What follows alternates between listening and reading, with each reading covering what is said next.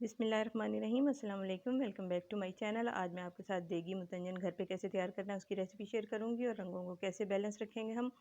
तो चलें शुरू करते हैं आसान तरीके से मुतंजन बनाना। सबसे पहले मैंने पानी बॉईल करने के लिए रख दिया और इसमें 2 छोटी इलायची डाल दी है। आधा किलो बासमती राइस है जिनको 20 मिनट पहले भिगो दिया था। इनको मैंने फुली बॉईल कर लेना है, इनमें कनी बिल्कुल नहीं छोड़नी। चावल बॉईल हो जाएंगे तो इनको छान कर मैं साइड पर रख लूँगी। ये हमारे चावल बॉईल हो गए हैं और इनको हम छान लेंगे। अब पैन को दोबारा से रखेंगे और उसमें मैंने आधा कप घी का शामिल कर दिया है। घी को थोड़ा सा गर्म करेंगे और इसमें 1/4 कप पानी का शामिल कर देंगे। चीनी इसमें मैंने 450 ग्राम लिया, यानी 500 ग्राम चावल है तो 450 ग्राम या थोड़ी सी कम रखेंगे चीनी। चीनी को हमने मेल्ट होने तक पकाना है। इसका शीरा वगैरह तैयार नहीं करना, बस सिर्फ चीनी मेल्ट हो जाए। ये देखें, तो हम इसमें जो बॉयल हुए हुए चावल और छान के रखे थे वो हम शामिल कर देंगे। चावलों को बॉईल करने से पहले 20 मिनट के लिए हम भिगो भी देंगे।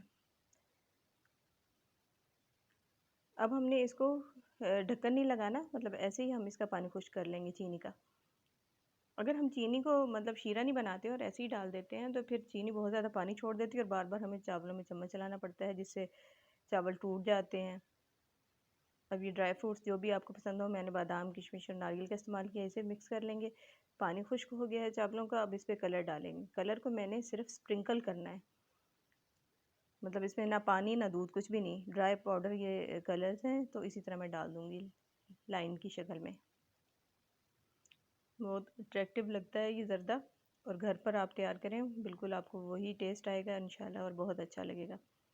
देखें कलर हमने डाल दिया है।